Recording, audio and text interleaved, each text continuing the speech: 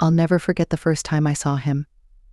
It was late September, one of those days that already had a hint of chill in the air, and I was running late to catch the last bus back to my apartment.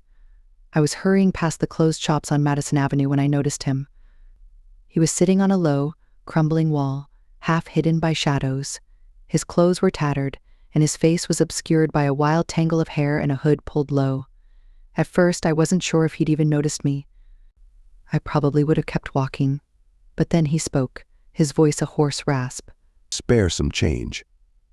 There was something sad in his voice, something almost desperate.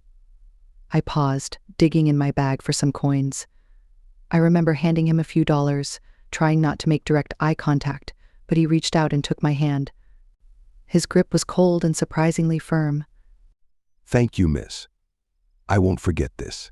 I muttered something polite and hurried away, feeling an odd twinge of unease. But by the time I'd caught my bus and settled into my seat, I'd already forgotten about him. The next day, as I walked to work, I noticed him again, sitting at the same spot. This time he didn't ask for money. He just sat there, staring at me as I passed. I tried to ignore him, but it felt like his eyes were burning into the back of my neck. Every morning after that, he was there sitting on the wall, watching me. He never said anything. He just watched. At first, I tried to dismiss it. Maybe he just happened to be there, maybe he was just harmless. But as the days went on, I couldn't shake the feeling that something wasn't right. Then, one evening, things got worse. I was walking home from a friend's place late at night, and I was cutting through a narrow side street when I saw a figure at the end of the alley. He was standing in the shadows, his head tilted, watching me. My heart skipped a beat as I recognized him, the same man. He didn't move, didn't come any closer, but he was just there like he'd been waiting. I quickened my pace, not daring to look back until I was safely back in my apartment with the door locked. I stood there in the dim light of my entryway, listening, my heart pounding. I didn't hear anything, but I couldn't shake the feeling that he was somewhere out there watching. After that, I started seeing him everywhere. Outside my office, across the street from my favorite coffee shop, even near my apartment building. No matter where I went, he was always lurking nearby, just far enough to seem innocent but close enough that I knew he was following me. One night, I called a friend and told her everything. She tried to reassure me, but I could tell she thought I was being paranoid. Just be careful, she said. Maybe it's just a coincidence. I wanted to believe her. But I could feel his eyes on me, cold and unblinking. It was only a matter of time before he did something. I could feel it. A few nights later, I was woken up by a noise outside my window. My apartment is on the second floor, so it's not easy for anyone to get up here. But as I crept toward the window, peeking out through a small gap in the curtain, my heart nearly stopped. There he was, standing in the alley below, looking up at my window.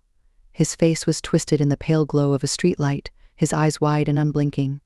He raised a hand, waving slowly, as if to say hello. I stumbled back, nearly tripping over my own feet.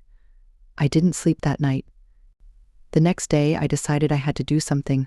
I went to the police, but without any concrete evidence, there wasn't much they could do.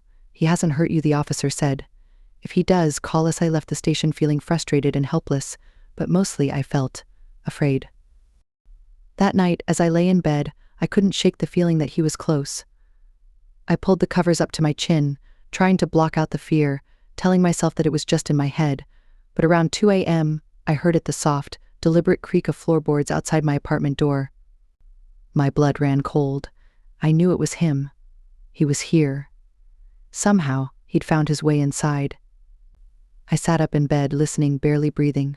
I heard footsteps, slow and unsteady, as if he were feeling his way down the hall.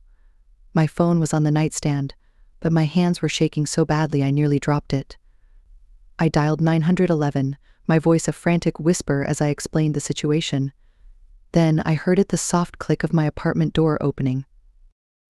I froze, my eyes fixed on the shadow slowly creeping across the floor.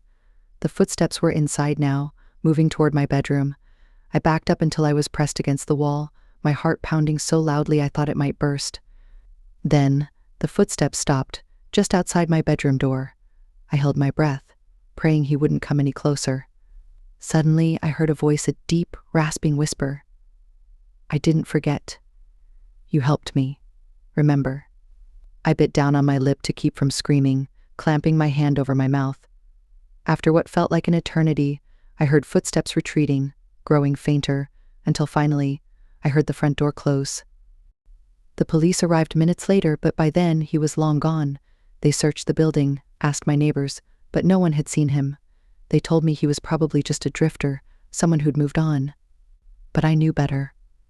Every night since then, I keep a light on in every room. I haven't seen him again, but sometimes, in the dead of night, I think I hear footsteps in the hall, and I hold my breath, listening, waiting.